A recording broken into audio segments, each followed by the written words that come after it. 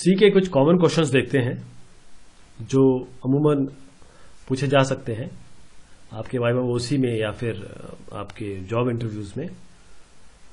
जैसे what is function recursion, ये पूछा जा सकता है। What is recursion?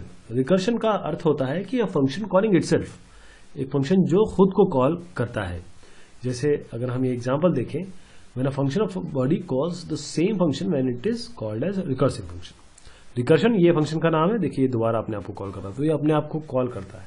ध्यान रखिएगा, रिकर्शन जब भी इस्तेमाल होता है तो उसमें कोई एक ना एक आपकी टर्मिनेटिंग कंडीशन है, नहीं तो ये लूप इनडेफिनेट चलता रहेगा। ये पूछा जा सकता है, ये सवाल हो सकता है कि is it possible to rename any function in C? Tricky सवाल है, लेकिन इसका आंसर है यस। उसका तरीका क्या है कि आप टाइप डेफ यूज करें। टाइप डेफ कीवर्ड से आप फंक्शन का नाम चेंज कर दीजिए ऊपर, वो हर जगह नीचे चेंज हो जाएगा। एक क्वेश्चन बहुत आता है इसमें, क्योंकि सी का प्रोग्राम जब हम बनाते हैं तो वो .exe में बनता है लास्ट में जाके। अब .com जो है ये भी फाइलें होती हैं, तो आपसे पूछा जा सकता है कि इनमें डिफरेंस क्या है। डिफरेंस ये है कि जो .com और .exe है तो दोनों की दोनों एग्जीक्यूटेबल प्रोग्राम, बट ये .com जो है ये exe से फास्टर है। और जितने भी ड्राइवर्स प्रोग्राम है, साउंड हो चाहे डिस्प्ले ड्राइवर हो, ये सारे जो है वो आपके .com में है। तो पहले प्रेफरेंस इनको दी जाती है .com को। जिन्हें सी को बहुत ध्यान से पढ़ा हो वो इसका उत्तर बता पाएंगे कि out of fgets and gets which function is safe to use in why, कौन सा इसमें सेफ है और वाई। वैसे उत्तर इसका ये है कि दोनों ही सेफ नहीं है, बट अगर इनमें दोनों में से एक को चूज करना ही पड़ा तो आप चूज करेंगे आपके एफ गेट एस को। क्यों? एफ गेट एस में आप मैक्सिमम इनपुट लेंथ दे सकते हैं, स्ट्रिंग की कैरेक्टर जो आप डालेंगे इसमें उसकी आप मैक्सिमम इनपुट लेंथ दे सकते हैं। उसका कारण यह है कि एफ गेट एस में नहीं दे सकते आप, पर अगर यूजर इन दोनों ही फंक्शन में आपको जो एंट्री दे रहा है वो एक्सीड कर जाए उस लिमिट से, तो भी आप कुछ नहीं कर सकते। ये ओवरफ्लो है, सी में ये प्रॉब्लम है।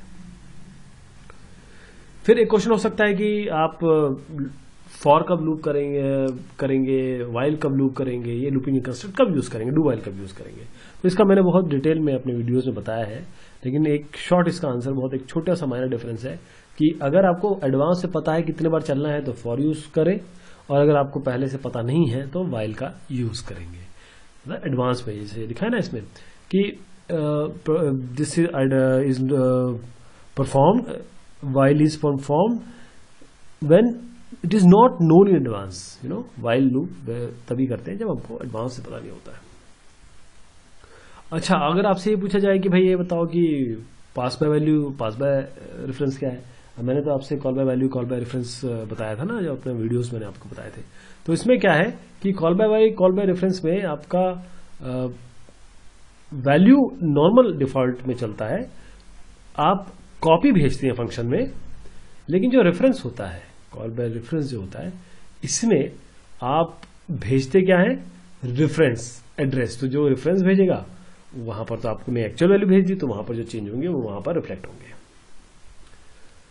इस तरीके से यहां पर बताया गया है कि आपके पास in other words the callee simply can not modify the variables in it lacks a reference to it. ये कॉल बाय वैल्यू में ऐसा नहीं होता है, कॉल बाय वैल्यू रेफरेंस में होता है।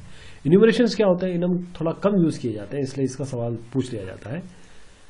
न्यूमरेशन में क्या है कि आपके पास कुछ वैल्यूज हैं, आपके पास नंबर है और वर्ड्स हैं, तो आप किसको प्रेफर करेंगे? वर्ड्स को ऑफकोर्स प्रेफर करेंगे, तो इनम करिए।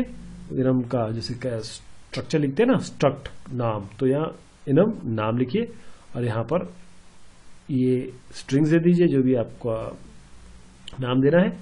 अब ये शुरुआत होती है 1 2 से। अगर आप ऑरेंज को जैसे ब्लैक करेंगे तो 1 आएगा, ऑरेंज को 4 करेंगे तो इसके आगे 5 6 आएगा, येलो 5 हो जाएगा, ग्रीन 6 हो जाएगा। दो और क्वेश्चन अमूमन पूछे आते हैं कि भाई स्टैटिक मेमोरी एलोकेशन और डायनामिक मेमोरी एलोकेशन क्या है।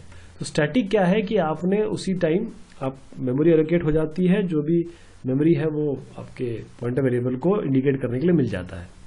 जबकि आपके डायनामिक मेमोरी एलोकेशन में होता है कि आप मैलोक या कलोक से जो भी निकल के आएगा वो पॉइंटर वेरिएबल को मिलेगा, पॉइंटर वेरिएबल उसे पॉइंट करेगा इन एड्रेसेस को, लेकिन ये रन टाइम पे होगा। ये भी पूछा जा सकता है कि भाई सी के टोकन्स क्या होते हैं। टोकन्स क्या है?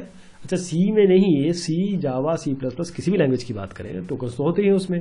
तो जो बेसिक पार्ट है, जिस छोटे छोटे पार्ट को जैसे एटम कहते हैं ना हम साइंस में, वो पार्ट होते हैं इसके। तो आइडेंटिफायर हो सकता है, keyword, constant, string literal, operators and other separators. Semicolon हो सकता है, ये सेपरेटर में आएगा। कीवर्ड जैसे इनम अभी हमने बात की। आइडेंटिफायर जैसे आप अपना नाम लिख दीजिए, आइडेंटिफायर हो जाएगा। ये चीज हो सकती है। अब 2-3 फंक्शन है जो बहुत यूज होते हैं, तो इसके बारे में जरूर पूछा जा सकता है, क्योंकि ये प्रोग्रामिंग में काफी यूज होंगे। अगर बड़ा प्रोग्राम बनाएंगे ना आप, तो एटॉय, I2A और GCVT ये क्या करते हैं? ये सारे जो है किसी एक डेटा टाइप को दूसरे में चेंज करते हैं। कैसे? देखिए, जो एटॉय है वो इंटीजर को कैरेक्टर में, I2A जो है वो इंटीजर को स्ट्रिंग में, और GCVT जो है वो फ्लोटिंग पॉइंट को स्ट्रिंग में। एक फाइल, देखिए फाइल एक कैपिटल एक स्मॉल फाइल, ये बहुत बड़ा एक सवाल है जो अक्सर पूछा जाता है। तो फाइल जो है ये तो एक आपका प्री डिफाइंड डेटा टाइप है जो stdio.h में डिफाइंड है। जबकि अगर आपसे पूछा जाए कि फाइल क्या है, सिंपल फाइल, छोटी वाली फाइल, तो आप बताएंगे कि देखिए किसी भी एक रीजन में हमारे पास बाइट्स में स्टोर्ड जो भी चीज है उसको अगर कोई नाम दिया जाए तो हमारा फाइल हो जाती है, और it is not a data type. बहुत शुक्रिया आप लोगों का, धन्यवाद। यहाँ से मैंने जो रेफरेंस है वो